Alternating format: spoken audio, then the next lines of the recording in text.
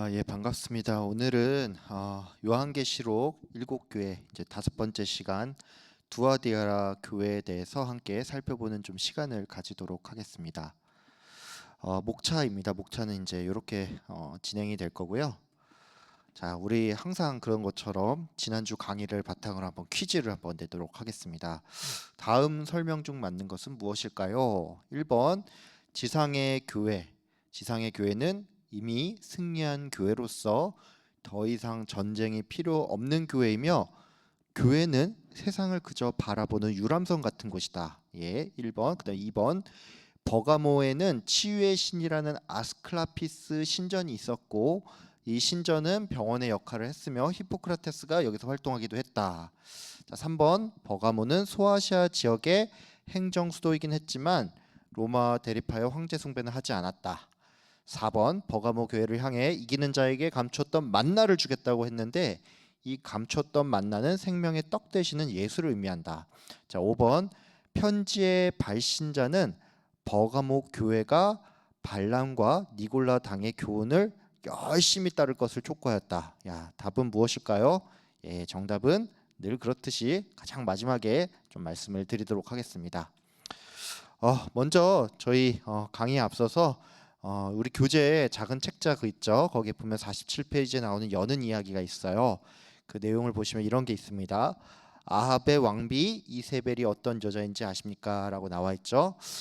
참고로 여러분 교재 보시면 알겠지만 두아디아 교회는 이제 강의가 두 개로 나눠서 이루어져 있을 거예요. 왜 그러냐면은 여러분 이제 집에서 이제 그 요한계시록 2장 이제 1장부터 해서 2장 3장을 쭉 보시다 보면 각 교회에 대한 어떤 뭐 칭찬, 뭐 책망, 권면, 뭐 그다음에 뭐 약속 이런 말씀들이 나오잖아요. 근데 다른 교회들은 평균 그 분량이 한 5절에서 7절 정도 돼요. 근데 두아디라 교회만 12절이나 이 설명이 나옵니다. 그래서 이제 양이 많아서 그런지 이 책자도 두 개로 나눠 가지고 좀 설명을 했는데 두아디라 이제 두 번째 강의 그 이제 그 교재 두 번째 강의에 보면은 이게 여는 이야기가 이렇게 나와 있어요.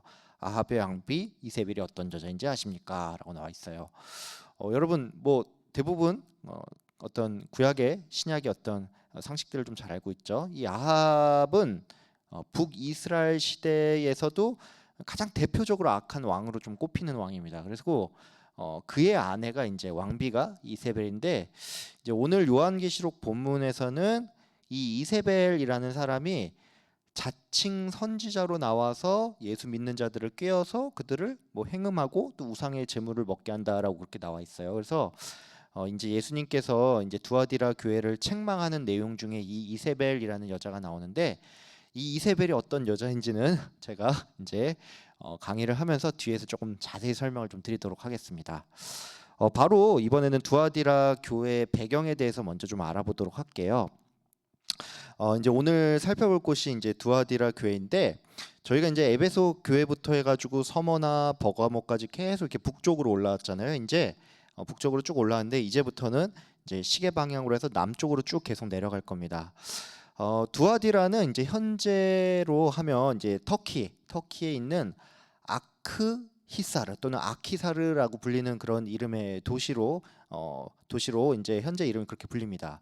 여기는 이제 터키에 뭐 마니사라는 그 주가 있거든요. 거기에 속한 도시로서 이 아키사르라는 이름이 언제 생겼냐면 1307년도에 이 오스만 투르크 제국의 이 지역이 이 두아디라라는 지역이 편입이 되면서 이게 터키식 이름이라고 해요. 그게 생겼다고 합니다.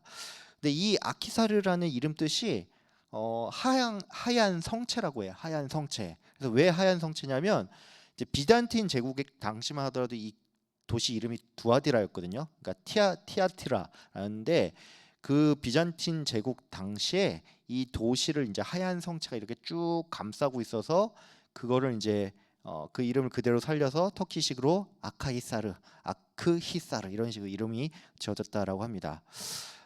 두아디라는 이제 그 이름이 이제 대충 한 기원전 한 290년쯤 이때쯤에 그러니까 BC 290년 전에 지어졌는데 그 전에도 있었어요. 그래서 그 전 이름은 펠로피아였습니다. 펠로피아. 이 두아디라가 어딨냐 하면은 이제 버가모에서 이제 남동쪽으로 한 65km 정도 떨어진 곳에 위치해 있는데 우리가 이제 이전까지 살펴본 에베소, 서머나 버가모 지역과 비교를 했을 때 이 두아디라는 이 7개의 교회들 중에서 교회 규모도 제일 작고 이 지역이 가장 작은 소도시라고 합니다. 실제 지금도 그렇다고 해요. 실제 지금도 그런데 버가모, 제가 지난 시간에 말씀드렸는데 버가모가 한 17만 명 정도 산다고 했잖아요. 근데 두아디아는 사람이 더 적게 삽니다. 현재 한 10만 한 900명, 그러니까 11만 명이 채 안 되는 인구가 사는 도시라고 하고, 이제 우리가 이제 성지순례 때문에 이 두아디라가 등장을 좀 하기는 하지만 여기가 이제 대도시도 아니고 또 뭐 유적지가 많은 그런 곳도 아니라서 여러분 그냥 이 두아디라는 현재로 치면 그냥 이 터키에 있는 그냥 소도시 중에 하나, 이 정도로 생각을 하시면 됩니다. 이 도시는 어떻게 생성이 됐냐면 알렉산더 대왕이 이제 당시에 이제 페르시아와 전쟁을 했잖아요. 그래서 이 페르시아를 정복하고 나서 여기 이제 군사 요충지로 해가지고 이 두아디아를 이렇게 좀 군사 요충지로 해가지고 여기를 좀 지정을 하고 생성이 됐다고 합니다.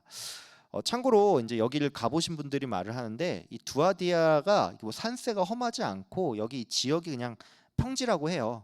평지라고 하는데 이건 바꿔 말하면 이제 지형 지물을 봤을 때 요새로서 하기에는 좀 애매하다고 해요. 그래서 여기가 이제 군사 요충지긴 한데 이 군사 요충지가 된 이유가 뭐냐면 이 도시 자체가 굉장히 중요해서라기보다는 이 역할 자체가 버가모라는 이 행정 도시를 보호하기 위한 일종의 이 전초 기지적인 성격이 좀 강했다라고 합니다.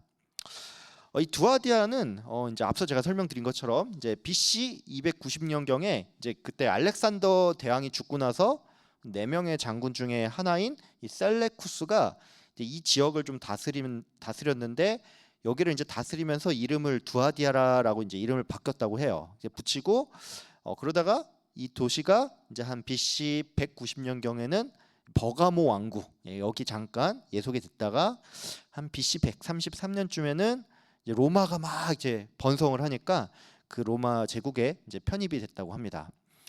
참고로 여기 여러분 이 사진 보시면 알겠지만 이 두아디라는 이제 내륙에 있어요. 내륙에 있어가지고 뭐 해상로와는 좀 상관이 없죠. 근데 그래도 여기가 그 이제 로마 시대 때 로마가 길을 막 놨잖아요. 그러니까 로마에서부터 이제 아시아, 그러니까 쉽게 말하면 인도 지역까지 쭉 이제 육로랑 이렇게 딱 놨는데 그 육로가 지나가는 길에 있다고 합니다. 그래서 이제 여기는 이제 뭐 해상 무역이나 이런 건 없지만 그래도 육상 교통의 일종의 중심지로서 이 남쪽에 보면 사대, 빌라델비아, 라오디게아랑 이제 교역을 하고 북쪽으로는 이제 버가모와 교역을 해서 나름 뭐 무역의 이 중심 도시로서 좀 발달을 했다라고 합니다. 이 지역 같은 경우에는 이제 그 육상 교통의 좀 중심지고 무역의 중심지로 좀 있다 보니까 상업 도시로 좀 발전을 했다라고 해요. 그래서 이제 여기서 이제 뭐 제빵, 그다음에 뭐 피복, 직조, 그리고 청동 산업이 좀 많이 발달을 했다라고 해요. 이제 뒤에 좀 설명을 잠깐 드릴 수 있을지 모르겠는데 예수님에 대한 묘사 중에 하나가 그 발이 이제 주석과 같다라는, 그러니까 청동과 같다라는 그런 표현이 있는데 이 지역을 좀 염두한 표현이라는 그런 말이 좀 있어요. 그래서 청동, 그다음에 그다음에 직조, 그다음에 도자기 이런 산업들이 좀 많이 육성이 됐고 그랬는데 여기에서 이제 가장 좀 발달된 산업이 있어요. 그게 뭐냐면 이 섬유 산업이랑 그 염색업, 그러니까 그 염색하는 거죠. 이 물을 들이는 그 염색업이 굉장히 많이 발달을 했다라고 합니다. 여러분 오른쪽 그림 보이시죠? 이게 이 그림이 뭐냐면 이게 이제 그 빌립보 지역에 가면은 리디아 기념교회라는 그런 교회가 있어요. 이제 성당이 있는데 이제 그리스 정교회 소속이죠. 거기 보면 이제 유리에 이렇게 스테인리스 글라스 같은 이런데 이제 성화 같은 게 이제 그려져 있는 건데 그림의 왼쪽에 보시면 이제 파란색이랑 이게 그 보라색 옷 입은 사람 있죠. 이 사람이 누구냐면 이 사람이 사도 바울이고 오른쪽에 빨간색 옷 입은 여자 있죠. 예, 이 오른쪽에 빨간색 입은 여자가 리디아입니다. 여러분 리디아 하면 누군지 모를 수 있는데 이 리디아는 이제 우리 그 개역개정 성경에 보면 루디아라고 나오고 이제 그 리디아는 저기 캐톨릭식 발음이죠. 이제 리디아는 이제 캐톨릭식 발음이고 카톨릭 같은 경우에는 왜 성인들 되게 많잖아요. 성인들 되게 많은데 이 리디아도 성인에 들어갑니다. 성인에 들어가서 뭐 이제 축일 같은 것도 있어요. 뭐 몇 년도에는 3월 달에 축일인가 하면 뭐 8월 달에 축일이기도 하고 이런 식으로 좀 돼 있는데, 이 리디아, 그러니까 루디아는 사도행전에 나오는 여자이고 빌립보 지역에서 바울의 설교를 통해서 예수를 믿던 자였습니다. 그래서 이제 두아디에라에서 자색 옷감 장사를 하다가 빌립보로 건너온 여자로 돼 있어요. 그래서 이 오른쪽 그림에 이 빨간색 옷을 입고 있는 여자가 루디아다라고 할 수가 있어요. 참고로 이 루디아는 자색 옷감 장사를 하는 여자라고 나와 있는데, 이 자색 옷이 그 당시에 이제 이것을 입고 있으면 이게 굉장히 부귀의 상징이었다라고 합니다. 여러분, 자색이 뭐죠? 자색? 예. 자색이 이제 지금 우리말로 치면 보라색이에요. 보라색. 근데 여러분, 이런 궁금한 거 좀 생기지 않습니까? 왜 보라색 옷이 부귀의 상징일까? 이런 좀 의문이 좀 들지 않습니까? 이게 왜 그러냐면, 이게 자색을 만드는 게 좀 어렵다라고 해요. 이제 크게 두 가지 이유를 대는데, 첫 번째는 빨간색 옷이나 파란색 옷은 그게 이제 원료 자체가 원색이 빨간색, 그러니까 보면 우리 삼원색이라고 부르죠. 삼원색이 뭐죠? 빨간색, 파란색, 노란색, 이게 삼원색이잖아요. 그래서 원색은 좀 만들기가 쉬웠는데, 보라색은 이 빨간색과 파란색을 섞어서 만드는 색이었기 때문에 요게 좀 난이도가 있었다고 해요. 그래서 요거 자체가 자색 옷감이 더 비싼 이유라고 얘기를 하는 사람이 있는가 하면, 이제 또 다른 이유는 요 보라색을 만들기 위해서는 뭔가 이 염료 같은 게 필요하잖아요. 근데 이 염료를 이 굉장히 그 당시에 희귀했던 조개류에서 그것을 이렇게 빻아가지고 그렇게 만들었다라고, 거기서 추출했다라고 얘기를 하더라고요. 그래서 이 보라색 옷감이 굉장히 부귀를 의미하는 거였고, 특별히 이게 또 두아디라 지역의 명산물이었던 이유가 뭐냐면은, 이 두아디라 지역 같은 경우에 그 지역에 이제 물이 그 뭐라고 해야지, 그 미네랄 성분이 굉장히 풍부하다고 해요. 근데 이 미네랄 성분이 풍부한 물이 이 염색 연료와 함께 섞이면 이것을 이제 옷에 염색을 할 때 그 색이 좀 더 좀 이게 풍성하고 밝고 선명하게 나온다고 합니다. 그러니까 이 두아디라 지역의 자색 옷은 자색 옷 자체가 명품인데, 한마디로 이 두아디라의 자색 옷은 그 명품 중에서도 하이엔드급, 뭐 예를 들어 뭐 여러분 뭐 다 경건하셔서 잘 모르겠지만 이 명품 가방들 있잖아요. 여자들 명품 가방, 뭐 예를 들어 뭐 샤넬, 뭐 그다음에 뭐 구찌, 뭐 프라다, 뭐 이런 거 있잖아요. 예, 다 경건하셔서 모르시겠지만 그런 게 있습니다. 근데 그 중에서도 엄청 비싼 게 있어요. 그게 뭐냐면 뭐 에르메스라는 그런 가방이 있어요. 예, 목사가 왜 이렇게 잘하냐 이럴 수 있는데, 예, 알 수 있어요. 예, 근데 이 그런 급입니다. 그러니까 자색 옷, 그러니까 두아디라의 자색 옷은 그런 옷이었다라고, 예, 그렇게 좀 알면 됩니다. 근데 여기서 조금 재밌는 얘기 할게요. 여러분, 그 여기 오른쪽에 보면 사도 바울은 푸른색이랑 보라색 옷감을 입고 있는데, 이 리디아는 빨간색 옷감을 입고 있잖아요. 이거 좀 이상하다 생각하지 않으세요? 여러분, 그 루디아가 자색 옷감 장사라고 한다면 이 사람을 딱 알아보기 쉽게 하려면 왠지 자색 옷감을 좀 들고 있어야 될 것 같잖아요. 근데 이렇게 표현한 게 이유가 있다고 합니다. 무슨 이유냐면, 빨간색은 자색 옷감보다 한 단계 아래인 거예요. 그러니까 이 사람은 사도 바울에게 제자 같은 입장이고, 더 귀한 건 사도 바울이었기 때문에 이 사도 바울 옷에는 약간 이게 자색 옷이 묻어 있죠. 자색이 묻어 있는데, 그것보다 한 단계 낮아서 루디아는 그 좀 레벨이 조금 떨어져 가지고 사도와 비하면 조금 레벨이 떨어져서 빨간색 옷을 입었다. 뭐 이런 말 같지도 않은 그런 좀 얘기가 있다고 해요. 자, 여기 보면 이제 또 길드 협동조합의 발달이라고 제가 써놓은 게 좀 있는데, 이제 두아디에라가 이제 여러 사업들이 좀 발달한 도시라고 했죠. 그래서 굉장히 많은 직종들이 있었는데, 이제 각 직업별로 해서 이제 지금으로 치면 무슨 협동조합, 그렇게 불릴 수 있는 뭐 노동조합 같은 그런 길드라는 것이 있었습니다. 근데 이 길드가 이제 목적이 뭐냐면, 이제 각 직업별로 이제 서로 상호 협조를 하고 친교를 하는 그런 목적으로 돼 있었고, 이게 어떻게 보면은 요게 들어가 있으면은 뭐 취직하기도 쉽고, 뭐 이런 그다음 상거래를 하기도 쉽고, 뭐 이런 게 있었다고 해요. 그리고 요 굉장히 재밌는데, 요 길드마다 그러니까 직업별로 길드가 있다고 했잖아요. 그러니까 직업별 길드마다 일종의 자기들만의 어떤 수호신 같은 게 있었다라고 해요. 근데 요거 관련해서 제가 뒤에 조금 더 자세히 좀 설명을 좀 드리도록 하겠습니다.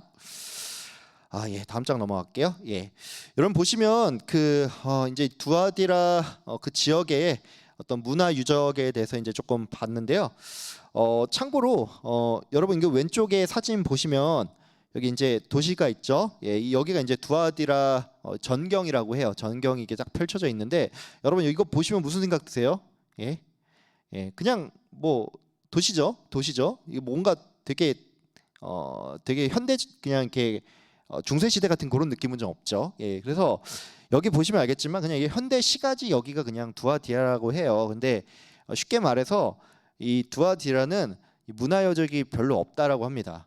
여기 오른쪽 그림에 보면 이게 무슨 아치 같은 이런 뭐 문 이런 게 있죠. 요게 이제 과거에 이제 비잔틴 시절에 이제 남아있던 뭐 바실리카 유적이라고 하는데 이런 터가 일부 조금 남아 있습니다. 일부 터가 좀 남아 있는데 그 정도 빼고는 사실 이제 문화 유적이 별로 없다라고 합니다. 근데 이게 왜 그러냐면은 두아디라라는 도시 자체가 제가 이제 1307년에 바뀌었다 그랬잖아요. 그게 왜 무슨 일이 있었냐면은 그 당시에 이제 칼리파 왕조라고 해서 이슬람이 굉장히 번성을 했어요. 한 7세기, 8세기 이후부터. 그래서 비잔틴 제국이 계속 침략을 당하면서 이 지역에 좀 파괴가 크게 한번 됐었다고 합니다. 그러니까 두아디라라는 지역 자체가 한번 크게 전쟁으로 인해서 파괴가 됐다고 하고 그나마 좀 남아있던 터조차도 좀 복원을 하려고 했는데 오스만 투르크 제국으로 넘어가고 이제 또 뭐 그리스의 지배도 받다가 나중에 먼 뒤에 이제 1900년대 터키가 독립전쟁을 또 벌였어요. 그래서 독립전쟁을 하면서 뭐 포격하고 막 방화 일어나고 이러면서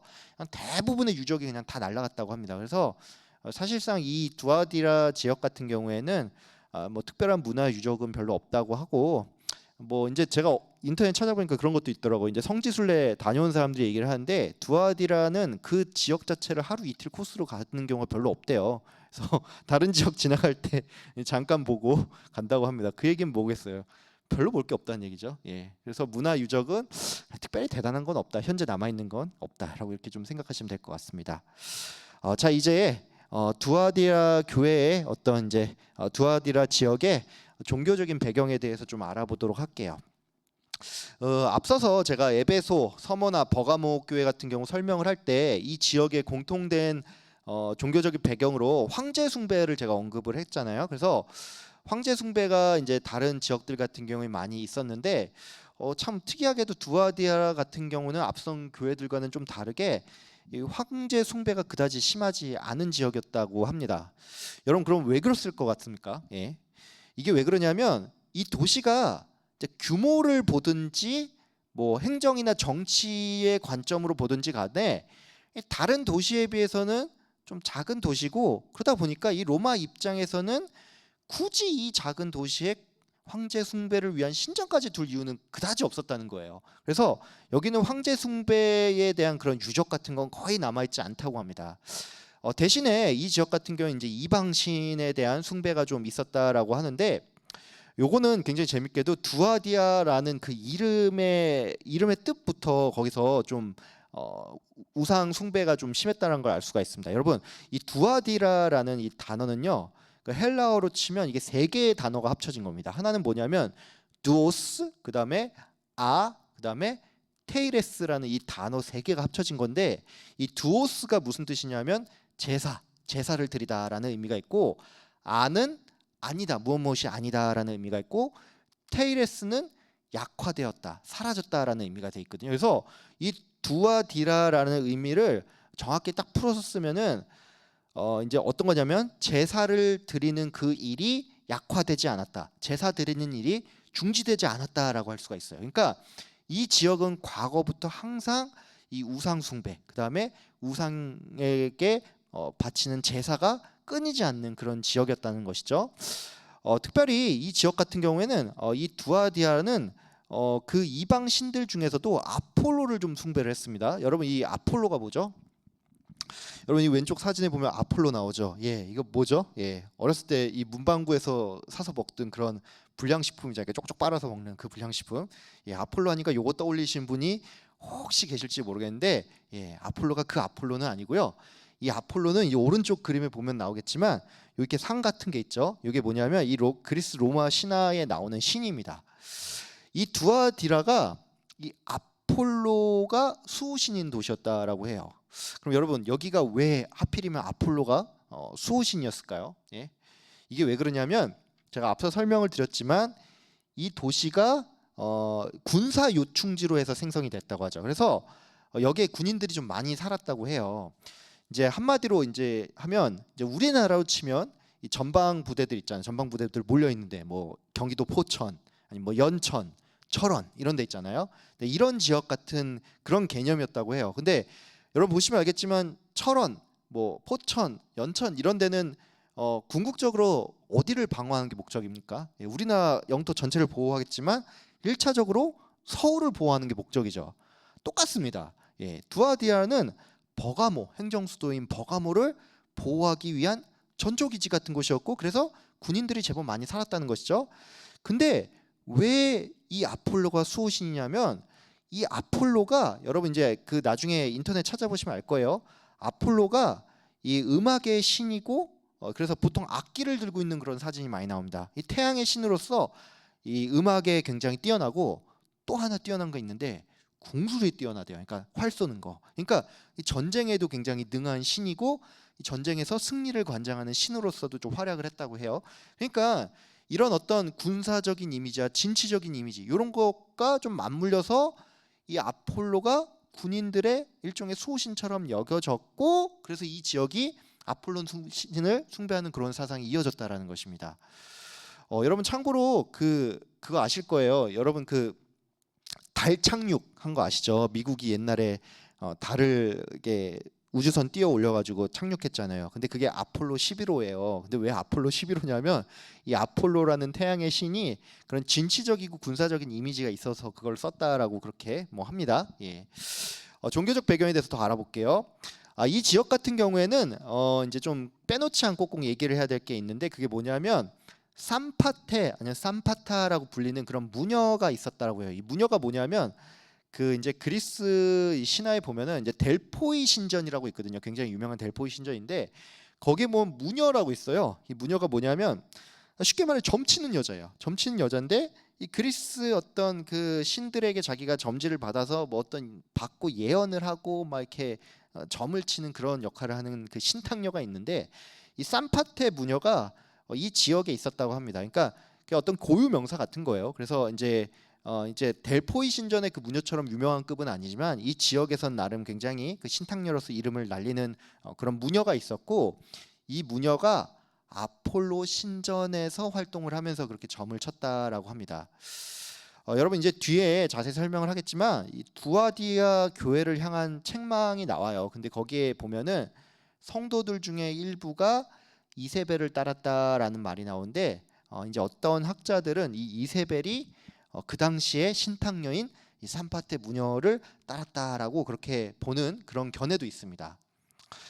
두아디아는 제가 앞서서 설명을 드렸지만 이제 각 직업별로 길드 협동조합이 발달을 했다고 했죠. 근데 이 길드가 있었기 때문에 우상 숭배가 판이 쳤다고 합니다. 길드가 어떻게 했냐면 서로 이제 협력을 위해서 모이잖아요. 그럼 모이면 가장 먼저 한 게 이 각 신들을 위해서 이 제사를 드리고 공물을 바쳤다고 해요. 그리고 이제 공물을 바치면 뭐 먹을 거를 바치기도 하죠. 그러면 그 제사를 드리고 그 제사를 드린 음식을 서로 나눠 먹고 그 다음에 음주 가무를 펼치고 그 다음에 얼큰하게 취한 상태로 이게 신녀들과 공녀들과 이 성적인 제의를 하고 난 이후에 각 길드의 어떤 현안들에 대해서 막 토의를 하고 그런 일이 있었다라고 해요. 그래서 길드가 그 협동조합이 모여서 벌이는 그 축제는 항상 이 우상 숭배와 좀 관련이 있었다라고 해요. 예, 그래서 요 종교적 배경에 길드의 축제도 제가 좀 눈여겨 보시라고 이걸 좀 넣었습니다. 자, 그다음에 이 두아디라 교회의 성경적인 배경에 대해서 좀 알아보겠습니다. 두아디라 교회는 그 서머나 교회나 그 버가모 교회와 마찬가지로 성경에 잘 언급이 안 되어 있어요. 그래서 정확한 이 성경적인 배경을 좀 알기는 어렵습니다. 교회 생성에 대한 배경을 정확히는 알 수가 없어요. 보면은 두아디아를 딱 검색을 하면은 여러분 신약에 딱 두 번 나옵니다. 한 번이 사도행전 그 루디아가 두아디라 출신이다라는 그런 말 한 번 나오고 그 다음에 요한계시록에 나와요. 그러니까 이 두아디아는 어떻게 생성이 되는지 정확하게는 알 수가 없습니다. 그래서 아마도 사도 바울의 영향일 것이다라는 그런 얘기가 제일 커요. 이제 뭐냐면 사도 바울이 에베소라는 굉장히 큰 지역에서 두란노 서원에서 3년간 강론을 했죠. 그래서 뭐 에베소 교회에서 이제 사도 바울에게 배웠던 사람 또는 사도 바울이 뭐 말은 안 했지만 순회 설교를 통해서 뭐 두아디라 지방까지 가서 뭐 설교를 했다 뭐 이런 얘기도 있지만 그건 뭐 할 수가 정확하게 알 수가 없는 거고, 그래서 어쨌든 직접적이든 간접적이든 그런 영향 때문에 생겼다라는 그런 견해가 있고요. 이제 두 번째는 뭐냐면 루디아. 이 루디아가 두아디아 출신으로서 빌립보에서 이 빌립보, 그러니까 마케도냐죠. 마케도냐에 있는 빌립보에서 사도 바울의 전도를 통해서 그가 예수를 믿고 회심을 했죠. 근데 그 사람이 아마도 그의 고향인 두아디라로 건너가서 교회를 세웠을 것이다라는 그런 견해가 좀 있다고 합니다. 뭐 카톨릭 전승에는 그런 내용도 조금 있긴 한데 전승이니까 이제 100% 믿을 수는 없고 뭐 그런 소리가 있어요. 그래서 그냥 참고로 좀 알고 계시면 될 것 같습니다. 자, 이제 두아디아 교회를 향한 메시지를 조금 알아보도록 하겠습니다. 발신자는 늘 그렇듯이 앞으로 나머지 교회들도 다 그렇겠지만 발신자는 예수님입니다. 그런데 우리가 중요하게 눈여겨봐야 될 건 역시나 예수님에 대한 묘사죠. 제가 이와 관련해서 이제 계시록 2장 18절 이제 하반절을 좀 읽어보도록 하겠습니다. 그 눈이 불꽃 같고 그 발이 빛난 주석과 같은 하나님의 아들이 이르시되. 예. 여러분 이 설명에 따르면 예수님에 대한 묘사가 크게 세 가지가 나와요. 하나는 그 눈이 불꽃 같다. 그러니까 불꽃 같은 눈을 가지고 계시고, 그 다음에 빛난 주석 같은 발을 가지고 계시고, 그 다음에 하나님의 아들이라는 말이 나오죠. 여러분 오른쪽 그림 자세히 보시면 뭐 나중에 혹시 확대해서 한번 보세요. 이게 눈에 보면 눈이 막 번쩍번쩍 빛나요. 보시면 눈에 막 불이 나 있어요. 그리고 발에 보세요. 발. 예. 발이 그냥 일반 발이 아니죠. 무슨 이렇게 청동 갑옷 같은 그런 발로 돼 있죠. 이게 또 하나님의 아들이라는 건데, 그래서 이제 이 의미가 무엇인지 하나씩 좀 알아보도록 하겠습니다. 먼저 불꽃 같은 눈을 가지고 있다라는 것에 대해서 알아볼게요. 이 불꽃 같은 눈에 대해서 이제 여러 주석을 제가 좀 찾아보고 이 성경학자들의 의견을 제가 하나씩 취합을 해봤는데 굉장히 여러 가지 의미가 있어요. 근데 뭐 여러 가지가 있는데 한번 뭐 예를 들면 이런 겁니다. 이 불꽃 같은 눈을 가지고 있다. 그분이 전능한 분이시다. 이런 것을 의미한다라는 말이 있고, 불꽃 같은 눈이 권위와 능력을 의미한다. 또는 공의와 심판을 의미한다. 진노하시는 하나님이다. 진노에 대한 죄에 대한 이 분노와 통찰을 의미한다. 뭐 여러 가지 의미가 있어요. 근데 가장 많이 합치되는 결론은 뭐냐면 이 또 본문의 문맥상 이제 뒤에도 설명을 하겠지만 본문의 문맥상 가장 타당한 견해는 뭐냐면 예수님께서 불꽃과 같은 눈으로 모든 사람의 그 속까지 다 꿰뚫어 보시고 이제 이 불꽃이 불을 태우는 거잖아요. 그래서 태우는 불로써 예수님께서는 인간의 모든 죄를 통찰하시고 이 죄에 대해서 심판하신다, 분노하신다, 이런 의미로 좀 해석을 하는 게 가장 좀 적절한 해석으로 보고 있고, 많은 성경학자들이 이런 해석을 좀 지지를 하고 있습니다. 여러분 그러면 빛난 주석 같은 발은 무엇일까요? 예. 여러분 이 주석이 청동이에요. 청동. 제가 앞서 설명드렸다시피 이 지역의 유명 특산물이 섬유, 그러니까 염색업이고 두 번째가 청동이라고 그랬죠. 그래서 요건 아마도 이 지역을 좀 감안해서 쓴 말일 거라는 생각이 있는데, 이 주석으로 된 발은 뭐냐면 이 발이 여러분 생각해보세요. 청동으로 쭉 돼 있어요. 그럼 이 발이 가볍겠어요? 무겁겠습니까? 굉장히 무겁죠. 예, 무거워요. 무거운 발이고 굉장히 단단한 발이죠. 단단하고 무거운 발이라는 건 뭐냐면 이 주석 같은 발로서 성경학자들 대부분이 그렇게 말해요. 이 주석 같은 단단하고 무거운 발로서 죄를 짓밟으신다. 그러니까 사단을 짓밟아버리고 그 죄에 대해서 짓밟는, 즉 심판의 예수 그리스도를 나타낸다라고 그렇게 해석을 합니다. 예, 요거까지는 좀 이해가 되시죠? 그다음 마지막 하나님의 아들은 무엇이냐라고 할 수가 있죠. 여러분 하나님의 아들이라는 이 표현이 이 신약에 보면은 총 125번이 나와요. 예, 125번 등장을 하는데 125번 등장하면 많이 등장을 한 거죠. 그러면 여러분 이런 생각할 수가 있잖아. 이런 생각을 할 수 있잖아요. 125번이면 계시록에도 한 5번이나 6번 나와야 되지 않을까라고 생각을 할 수가 있는데 여기서 딱 한 번만 나옵니다. 딱 여기서만 딱 한 번 나와요. 여러분 이 하나님이 아들이라는 표현은 굉장히 여러 가지가 의미가 있지만은 가장 중요한 가장 근본적인 의미는 뭐냐면 예수님께서 하나님 즉 참 신이라는 것을 의미합니다. 여러분 하나님의 아들은 하나님과 동일 본질이에요. 예.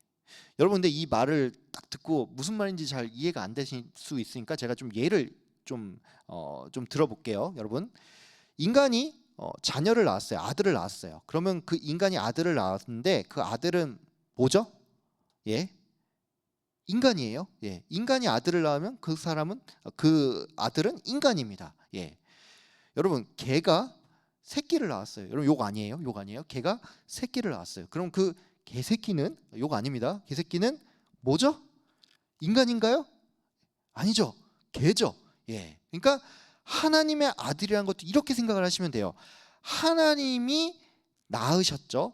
성자는 성부께서 영원 전에 낳으셨습니다. 그렇기 때문에 본질이 같다는 거예요.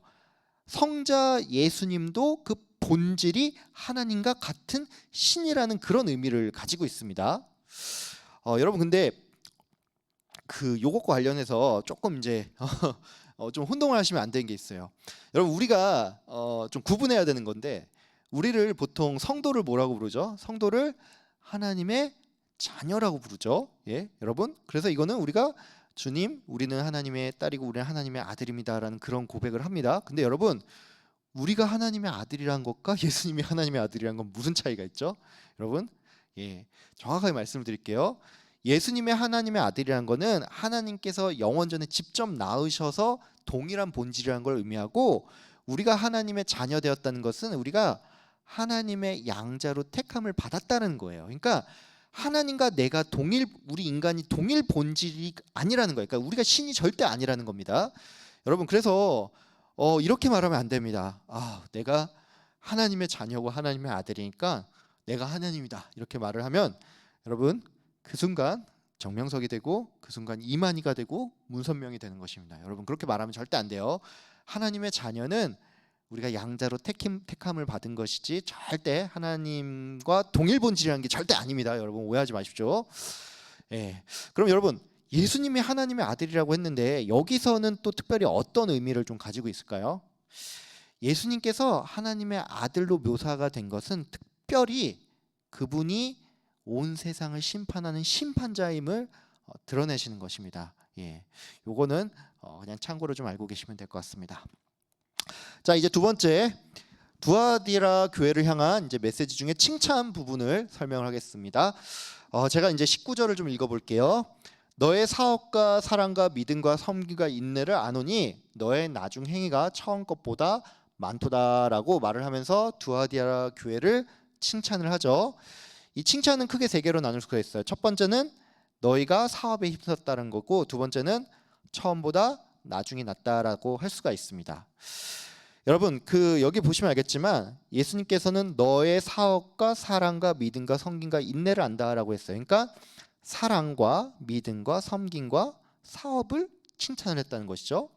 여러분 이 부분 읽다 보면 조금 뭔가 이상한 느낌이 들어야 돼요. 그게 어떤 이상한 느낌이 들어야 되냐면 예수님께서 사랑과 믿음과 섬김을 칭찬을 했다고 하면 이거는 전혀 이상하지가 않죠. 왜냐하면 왜 그렇죠? 이거는 그리스도인이 가져야 될 어떤 덕목이기 때문입니다. 근데 사업을 언급을 한 거는 이게 뭘 말하는 건가 이런 생각이 좀 들 수가 있다는 것이죠.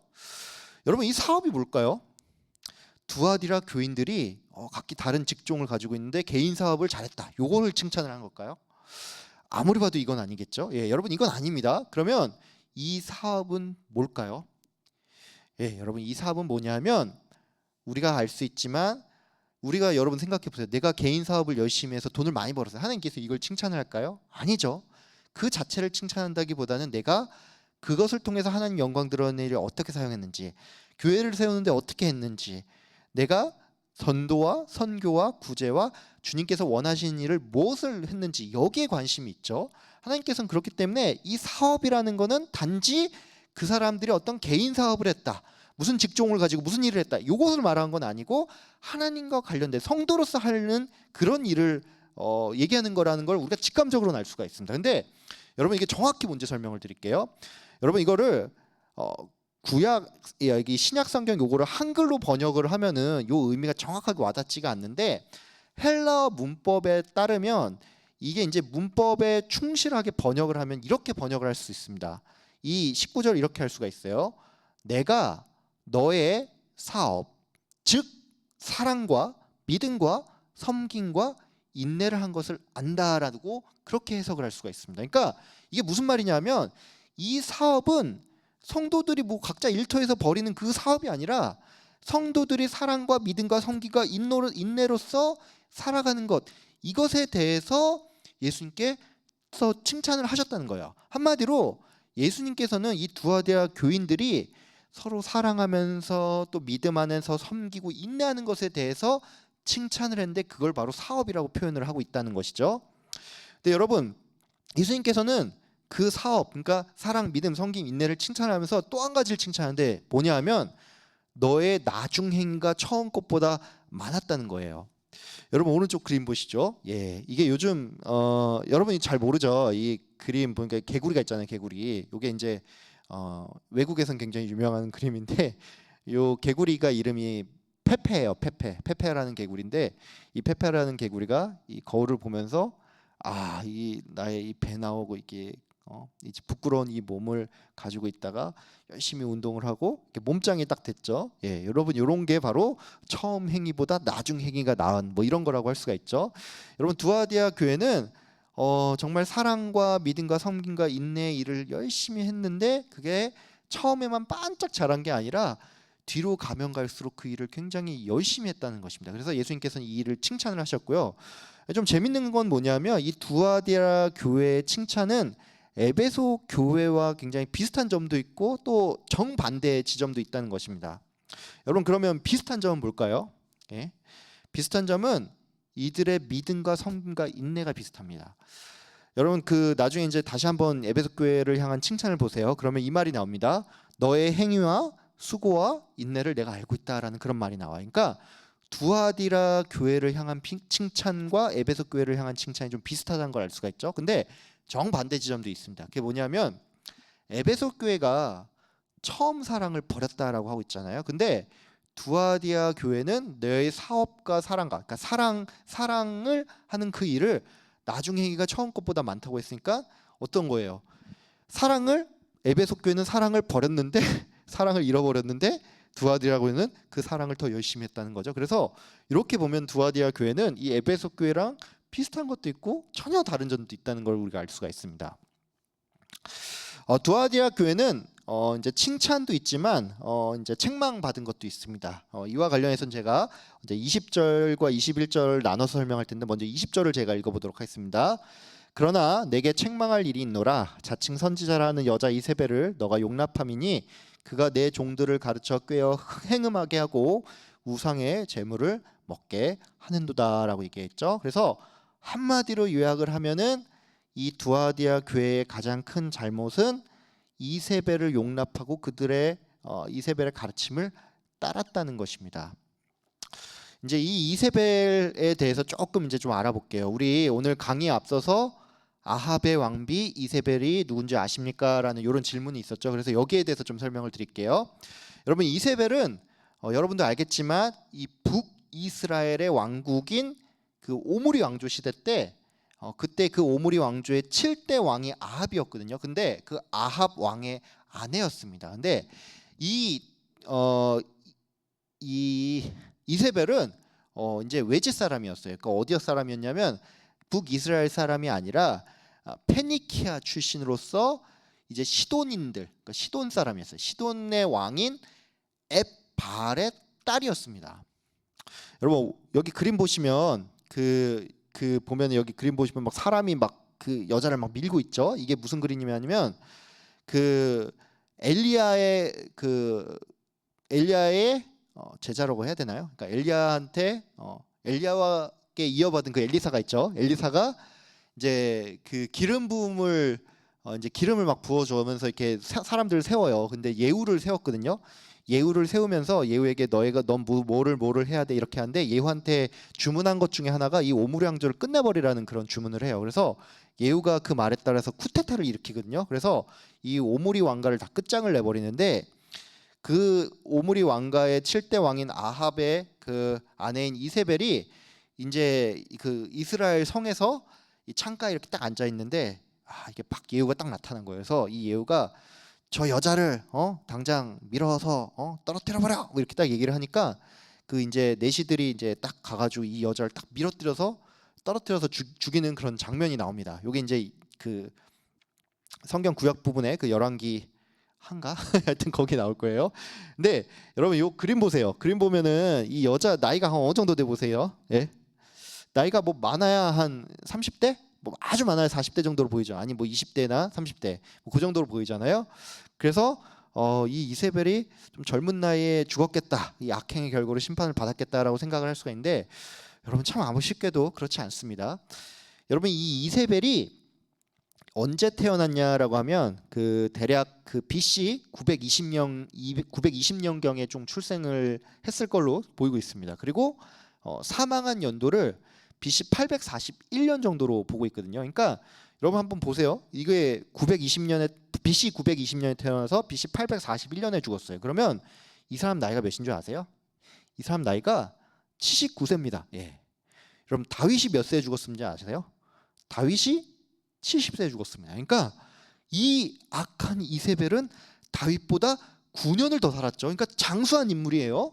여러분 이 성경에 나온 여자 중에서 가장 악한 여자의 그 대명사급으로 불리는 여자가 바로 이 이세벨인데 굉장히 아이러니하게도 뭐 결국은 이제 창문에서 밀려서 그 창가에서 밀려서 떨어져서 죽긴 했지만 이렇게 악인이 장수를 했다는 것이 정말로 아이러니라고 좀 할 수가 있습니다. 이제 그 성경에 보면 알겠지만 이세벨이 이제 땅에 떨어져서는 어떤 일이 있었냐면 이제 그 여자의 이제 시신이 결국은 머리랑 손발을 제외하고는 찾을 수 없었다고 해요. 왜 그랬냐면 이제 막 피가 막 담벼락에 피고 뭐 말에게 튀었는데 이 이세벨의 시신을 개들이 다 뜯어먹었다 그래요. 뜯어먹어가지고 뜯어먹었는데 이게 엘리야가 한 예언이 이루어진 겁니다. 엘리야는 여러분들 아시겠죠? 이세벨은 엘리야를 굉장히 미워했어요. 그리고 엘리야가 이런 일이 있었죠. 그 바알 선지자들과 대결을 해가지고 이기죠. 그리고 그 바알 선지자를 다 쳐서 죽입니다. 다 죽이는데 이세벨이 엄청 화내서 내가 너를 죽이지 않고는 오늘 하루를 어떻게 버틸 수 없다. 내가 저주받을 것이다. 막 스스로를 저주하면서까지 내가 반드시 엘리야를 죽이고야 말 거야. 막 이렇게 얘기를 합니다. 이세벨이. 그러니까 이세벨이 진짜 엘리야를 엄청 싫어하고 하나님을 대적하는 사람이었죠. 그래서 정말 하나님 나라 백성 입장에서는 최악의 악녀인데 엘리야가 예언을 해요. 너가 죽어서 개들한테 뜯겨 먹어서 죽게 될 것이라고 했는데 정말로 그렇게 뜯겨서 먹어서 죽죠. 여러분 이 이세벨과 관련해서 조금 더 재밌는 얘기를 하나 해드릴게요. 여러분 이 이세벨이 이제 그 시돈의 왕 앱바알의 딸이라고 말씀을 드렸죠, 여러분. 근데 이 시돈 왕의 이름이 앱바알이라고 했어요. 여러분 뭔가 느낌이 좀 오지 않습니까? 앱바알, 바알. 바알과 뭔가 연관이 있나? 예, 맞습니다, 여러분. 바알과 연관이 있습니다.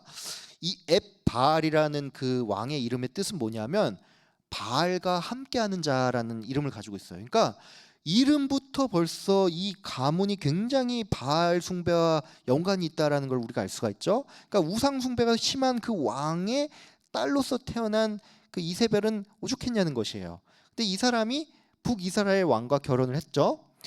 이 이세벨의 이름 뜻도 굉장히 좀 특이합니다. 요거 좀 그 얘기하는 사람 별로 없는데 제가 이거 진짜 이것저것 다 뒤져보다 알게 된 건데 이 이세벨의 이름을 그 크게 두 가지로 해석을 할 수 있어요. 첫 번째는 뭐냐면 옛날에 보면은 그 아주 오래된 그 문서에 보면은 우가림 문서라고 있어요. 우가림 문서라고 있는데 여기 보면 바알 숭배와 관련된 그런 문서가 있는데 그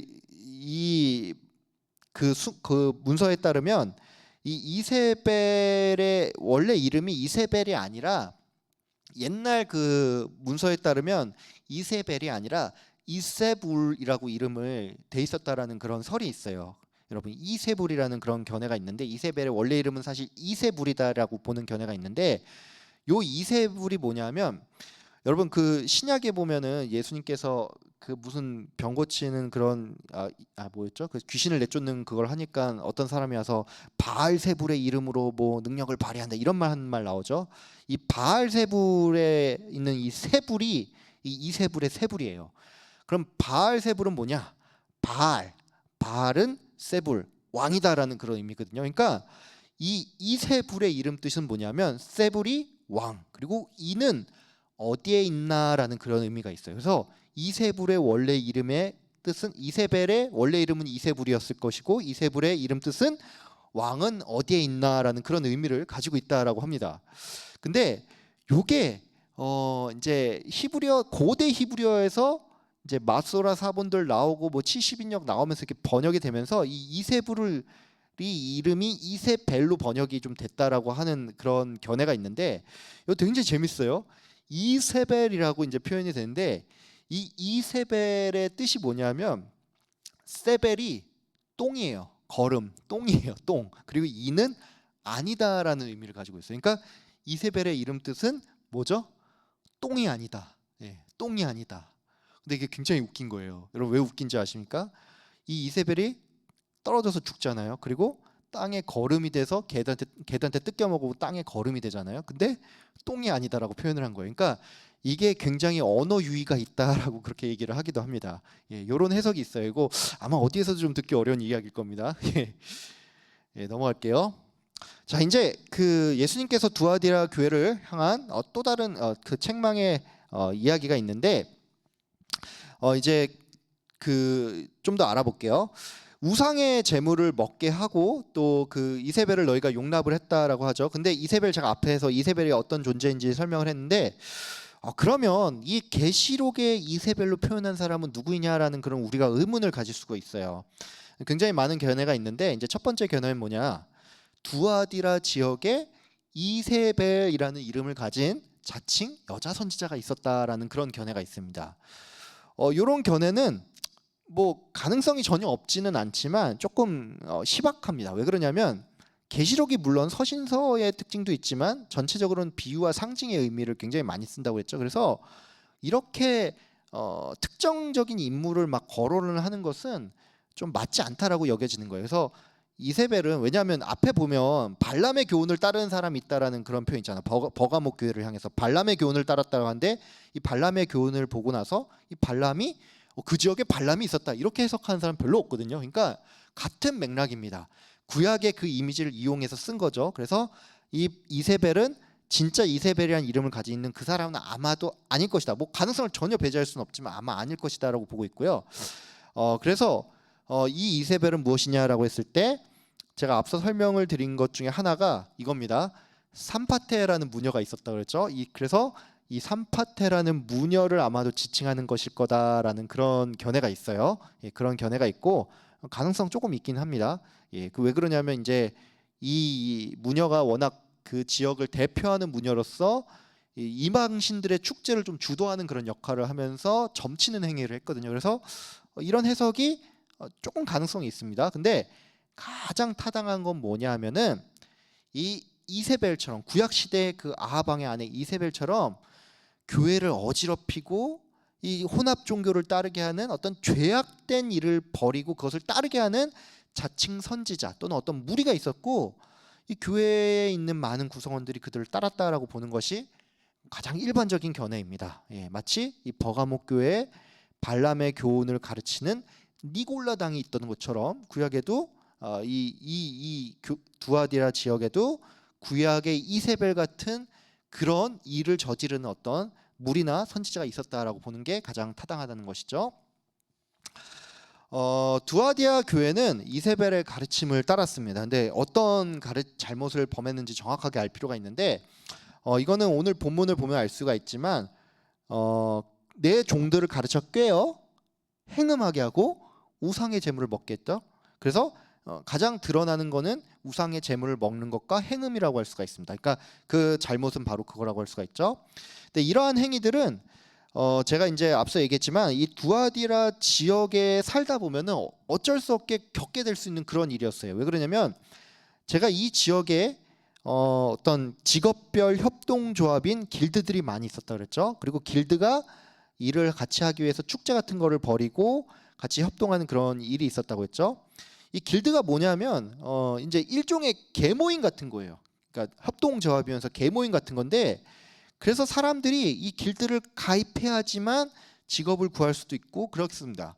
근데 이들이 계모임 같은 걸 했죠. 그래서 개똥 같은 걸 좀 모아요. 그러면 한 번씩 신전에 이제 곡물로 바치고 이제 사람들 신당에 각 길드에 소속된 사람들이 우르르 모여가지고 거기서 이제 우상들을 섬기고 축제를 벌이고 그 다음에 성적인 제의를 하고 우상 제물을 먹고 업무 협의 같은 걸 했다 그랬죠. 그래서 이 축제는 쉽게 말해서 이 축제에 참여를 하지 않는다는 거는 이 길드에 참여하지 않는다는 말과 같은 거예요. 그러니까 예를 들어 여러분 생각을 해보세요.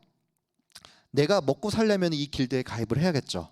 예. 왜냐 이 길드에 가입을 해야 상거래를 할 수가 있고 뭔가 직업도 얻을 수 있고 그럴 수가 있죠. 근데 여기에 가입하면 어떤 우상을 숭배를 해야 되고 그 재물을 먹어야 되는 거예요. 그러니까 이거는 사실상 성도 입장에서 맞지 않는 겁니다. 맞지 않는 건데 이걸 거절해야 되는데 이 이세벨 같은 선지자가 나타나서 야 그거는 그냥 별 문제되는 거 아니야. 그냥 의례적인 것이니까 니들 거기에 참여해도 별 문제 없어. 이런 식으로 잘못된 가르침을 하는 분명히 잘못된 사람이 있었다는 것입니다. 그리고 사람들이 거기에 많이 넘어갔다는 것이고요. 여러분 오른쪽 그림 보세요. 여기 보면 이 사람들이 이렇게 고개를 숙이고 있죠. 그리고 여기 보시면 알겠지만 위에 뒤에 보시면 그 일본 신사 들어갈 때 하는 그 이거 뭐라고 부르죠? 하여튼 이런 게 있어요. 무슨 문이 있는데 이게 있죠. 이게 신사참배 당시에 그 사진을 찍은 사진이라고 합니다. 여러분 우리나라가 과거 일제시대에도 신사참배 잘못을 범했는데 이 같은 잘못을 범할 때 많은 사람들이 일부는 이렇게 말했어요. 그 이세벨처럼 이거는 그냥 국가적인 의례고 그냥 의례 행위니까 여러분이 그냥 딱 한번 눈 감고 그냥 모른 척하고 하십시오라고 이런 식으로 얘기를 했죠. 여러분 그 사람들 나중에 펑펑 눈물 흘리면서 회개한 사람도 있었지만 회개하지 않은 사람들도 있었습니다. 여러분 근데 이거는 사실 어떻게 말하면 이세벨의 그러한 가르침이 일제시대 때도 역시나 있었다라는 것입니다. 그래서 이제 21절엔 또 이게 또 책망이 또 다른 책망이 나옵니다. 앞서 말한 책망은 뭐였죠? 이세벨을 따르는 것이 잘못이다라고 했죠. 두 번째 책망받을 거리는 뭐냐면 21절에 나옵니다. 또 내가 그에게 회개할 기회를 주었을 때 자기의 음행을 회개하고자 하지 아니하는도다라고 나와 있죠. 여기 21절이에요. 그러니까 두아디아 교회를 향한 책망을 두 개를 얘기를 하면 하나는 이세벨을 따랐다. 거짓 선지자의 말을 따르고 그들의 말에 따라 악행을 했다. 이게 첫 번째고 두 번째는 회개하지 않았다는 것입니다. 여러분 자세히 봐야 돼요. 내가 그에게 회개할 기회를 주었을 때라고 나오죠. 그러니까 예수님께서는 이들에게 분명히 회개할 기회를 주었다는 거예요. 그러니까 다른 말로 하면 분명히 누군가가 어떤 신실한 성도들은 야 이거 잘못 아니야? 이건 아닌 것 같아. 이렇게 누군가 말하는 사람이 있었고 하는 사람을 보고 야 그거 아니야. 하지마. 잘못했어. 그러니까 우리 회개하자. 이렇게 말하는 사람이 분명히 있었다는 겁니다. 그러니까 사도들에게 제대로 배움을 받고 이것을 이으려고 노력했던 사람들은 야 우리가 차라리 굶으면 굶었지 상업적인 걸 좀 피해를 받고 좀 어려움을 당하면 당했지 우리가 목숨을 내놓을지언정 그건 할 수 없어. 하지 말자. 이렇게 명백한 잘못이야. 끊어야 한다. 이렇게 말하는 사람이 분명히 있었다는 것입니다. 근데 이것을 듣고도 회개하지 않았다는 것이죠. 그래서 책망 받을 만한 것이 두 가지가 있는데 하나는 잘못한 것, 두 번째는 잘못을 알고도 기회를 주었는데 그것을 듣지 않고 회개하지 않았다는 것입니다. 그래서 두아디아 교회를 향한 메시지 책망편은 이렇게 두 가지로 나눌 수가 있습니다. 자, 그다음 넘어가서 이제 심판과 권면에 대해서 알아볼게요.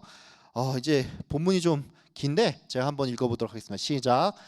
내가 그를 침상에 던질 터이요 또 그와 더불어 가난한 자들도 만일 그의 행위를 회개하지 아니하면 그 환난 가운데 던지고 또 내가 사망으로 그의 자녀를 죽이리니 모든 교회가 나는 사람의 뜻과 마음을 살피는 자인 줄 알지라. 내가 너희 각 사람의 행위대로 갚아주리라. 두아디라에 남아있어 이 교훈을 받지 아니하고 소위 사탄의 깊은 것을 알지 못하는 너희에게 말하노니 다른 짐으로 너희에게 지울 것은 없노라. 다만 너에게 있는 것을 내가 올 때까지 굳게 잡으라. 이렇게 돼 있죠. 여러분 혹시 조금 예민하신 분은 알 수가 있는데 우리 전 강의까지 보시면 알겠지만 요 두아디아 교회를 향한 메시지 4번은 보통 심판과 권면이 아니라 권면이라고 나와 있을 겁니다. 이렇게 보는데 이번에는 심판과 권면이 나와 있죠.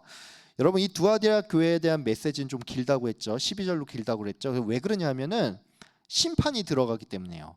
다른 데도 물론 교회가 심판이 나오긴 해요. 근데 여기는 심판이 먼저 좀 길게 나오고 그 다음에 권면이 나옵니다.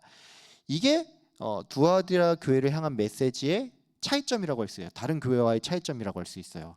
그럼 여러분, 왜 두아디라 교회를 향한 메시지는 이런 차이점을 가지고 있을까요? 여러분, 이게 왜 그러냐면 다른 교회는 책망 이후에 그 책망에 대해서 이제 그러니까 너희가 이걸 잘못했으니 이렇게 하라 저렇게 하라라는 말이 나와요. 그러니까 예를 들어서 회개를 요한다든지, 이제 버가모 교회는 회개해라.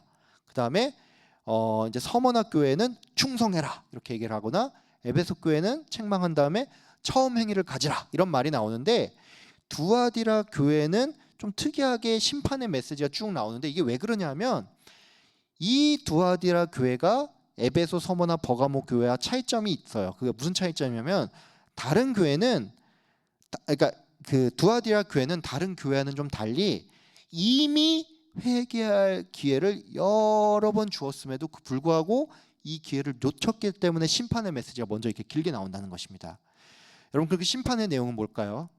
그 심판의 내용은 그냥 요약하면 이렇습니다. 거짓 선지자를 먼저 침상에 던진다고 해요. 이 침상이 뭐죠? 음행의 침상이죠. 근데 이 음행의 침상이 던져버린다는 거예요. 그러니까 심판대가 되는 겁니다. 음행의 침상이 심판대가 되는 것이죠. 심판을 받는 심판대가 되는 것이고, 그 가르침을 따르던 자, 그 따르던 자, 회개치 아니한 사람도 하나님께서 환난 가운데, 이게 징계를 하신다는 거예요. 환난 가운데 던져버리고 죽일 것이라고 그렇게 말을 하시고요. 앞서 예수님께서 이 불꽃 같은 눈을 가진 분이라고 제가 그 발신자 소개할 때 설명을 드렸죠. 근데 여기에 확실하게 나와요. 뭐라고 나왔냐? 여기서 이제 더 확실히 밝히는데, 나는 사람의 마음과 뜻을 살피는 자인 줄 알리라라고 나오죠. 그러니까 그 불꽃 같은 눈으로 너희의 뜻과 마음을 살핀 다음에 그것을 통찰하시고 죄악을 보시고 너희가 회개치 않을 때 하나님께서는 그 행위대로, 예수님께서는 그 행위대로 심판하시겠다는 것입니다. 반면에 예수님께서는 사탄의 깊은 것을 알지 못하는 너희에게는 다른 짐으로 특별히 지울 것이 없노라라고 얘기를 하고 있어요. 그러니까 무슨 얘기냐면, 사탄의 깊은 것을 알지 못한다라는 건 뭐냐면, 악한 일에 개입을 하지 않은 너희들은 어떤 그런 짐을 지우지 않겠다, 특별한 심판을 하지 않고 너희들은 면해주겠다라는 그런 말입니다. 그러면서 다만 너희에게, 이제 권면이에요. 다만 너희에게 있는 것을 내가 올 때까지 굳게 잡으라라고 권면을 하고 있다는 것이죠. 여러분, 그러면 이 너희에게 있는 것이 뭘까요? 간단히 말씀드리면 말씀입니다. 성경 말씀이고, 사도를 통해서 들은 예수님의 가르침이고 복음이라고 할 수가 있죠. 그래서 우리가 들은 복음을 굳게 붙들고 예수님이 명령하신 것, 예수님이 말씀하신 것, 사도를 통해 들은 예수님의 명령과 그 다음에 성경 말씀을 너희가 굳게 붙잡으라라고 이렇게 권면을 하고 있다는 것입니다. 자, 이제 거의 끝이 보입니다. 두아디라 교회를 향해서 이제 예수님께서는 약속을 하십니다. 이제 제가 말씀을 읽겠습니다. 이기는 자와 끝까지 내 일을 지키는 그에게 만국을 다스리는 권세를 주리니 그가 철장을 가지고 그들을 다스려 질그릇 깨뜨리는 것과 같이 하리라. 나도 내 아버지께 받은 것이 그러하니라.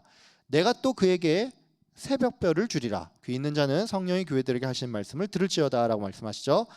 예수님께서는 이기는 자에게 이제 두 가지를 약속하십니다. 하나는 만국을 다스리는 권세이고, 두 번째는 이 새벽별을 준다고 하는데, 여러분, 이제 만국을 다스리는 권세부터 좀 알아볼게요. 여러분, 이게 뭘 의미할까요? 여러분, 이거 딱 들으면 뭐 대충은 이해가 되죠. 이제 만국 전체를 뭔가 다스리는 권세인가 보다라고 생각을 할 수 있는데, 여러분, 근데 이 권세는 당연한 말이겠지만 여러분, 이게 지금 현세에 우리가 어떤 만국을 다스리는 그 권세를 가진다는 게 아니에요. 여러분, 한번 생각해 보세요. 여러분이 우리나라를 다스리는 권세가 있습니까? 없죠. 우리가 설령 내가 대통령이라고 할지라도 그나마도 국회의 어떤 그런 저지를 받으면 내 마음대로 못하는 것이 이 대통령입니다. 대통령이 하고 싶어도 이제 국회 입법기관에서 저지를 하면은 안 되는 게 이게 권력입니다. 그러니까 대통령조차도 그런데 무슨 이게 군부 독재 시절도 아니고 지금 그러는 시대인데, 그러면 우리에게 만국을 다스리는 권세는 무엇이냐라고 했을 때 이것은 당연히 이 현세적인 의미를 가진 게 아닙니다. 이게 뭐냐? 뒤에 보면 알겠지만 철장을 가지고 그들을 다스려 질그릇 깨뜨린 것과 같이 하리라라는 말이 나오죠. 그러니까 무슨 얘기냐면, 만국을 다스리는 권세는 즉 세상을 심판하는 그 권세를 주겠다는 거예요. 그러니까 언제? 이 세상 끝나는 날에, 그 심판의 날에. 그러니까 현세에 우리가 심판할 수 있는 권세가 있는 것이 아니라 세상 끝난 날에 하나님께서, 나도 내 아버지께 받은 것이 그러하니라는 말이 있죠. 그러니까 아버지 하나님으로부터 그 심판의 권세를 예수님이 위임받았죠. 하나님을 대리해서 그걸 하는 거예요. 그리고 우리가 같이 거기에 참여해서 마지막 날 우리가 심판에, 예수님이 세상을 심판한 것이 우리도 악한 그 세상을 같이 심판하는데 동참하게 된다는 것입니다. 이해를 하시면 되겠죠. 그 다음 두 번째, 새벽별을 주리라고 하는데 이 새벽별은 무엇일까요? 예. 계시록 22장 16절은 이렇게 나옵니다. 나 예수는 교회들을 위하여 내 사자를 보내어 이것들을 너에게 증언하게 하였노라.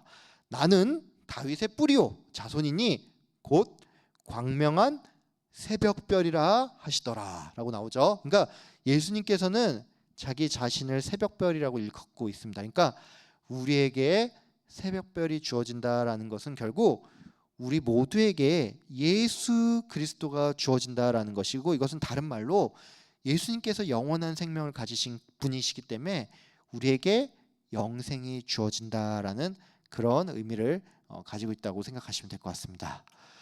자, 이제 정말 마지막이 왔네요. 자, 오늘 제가 이 두아디라 교회를 설명을 하면서 오늘날 우리 교회와 성도를 향한 메시지가 무엇일까 좀 정리를 해봤습니다. 그래서 이렇게 정리를 했는데, 첫 번째는 이 두아디라 교회가 칭찬의 내용을 보면서 적었어요. 나는 지금 나의 처음보다 지금이 더 나은 신앙생활을 하고 있는지, 앞으로 더 나은 신앙생활을 하고 있는지, 이것을 좀 생각해보는 시간이 좀 됐으면 하고요. 이 이세벨과 같은 이 거짓 선지자의 이 허탄한 말을 내가 듣고 이것을 좋다고 따르고 있지는 않는지 한번 좀 고민하는 시간이 됐으면 합니다. 여러분, 우리가 꼭 이단만 이단이 아니에요. 우리가 교회에서 나를, 내 마음을 찌르고 괴롭게 만드는 모든 메시지는 다 제하고, 내가 듣고 싶은 위로의 말씀만 찾아서 듣고, 만약에 어떤 설교를 했는데 뭔가 그날따라 설교를 하는데 뭐를 막 얘기를 해요. 그 죄를 범하지 마십시오, 여러분 회개하십시오라고 얘기하는데 유독 내가 잘 범하는 죄예요. 그러니까 그 말 듣기 싫어, 안 들을래. 마음에 찔림이 싫어, 안 들을래. 이렇잖아요, 여러분. 이게 바로 허탄한 말만 듣는 그런 자세라고 할 수가 있습니다. 그 다음에 우리가 그 악한 가르침에 대해서 이것을 용납하거나 묵인하지 말아야 한다는 것을 좀 한번 정리를 해봤고요. 그 다음에 앞에 설명했죠. 권면에 보면은 너에게 주어진 것을 붙잡으라고 했죠. 그 주어진 것이 무엇일까요? 우리에게 주어진 거 복음입니다. 복음의 말씀, 성경 그 말씀을 내가 굳게 붙잡고 흔들리지 않고 있는지 한번 좀 생각해보는 시간을 가졌으면 하고요. 그리고 두아디아라 교회를 향한 책망 중에 하나가 뭐였죠? 잘못한 것까지 좋다 이거야.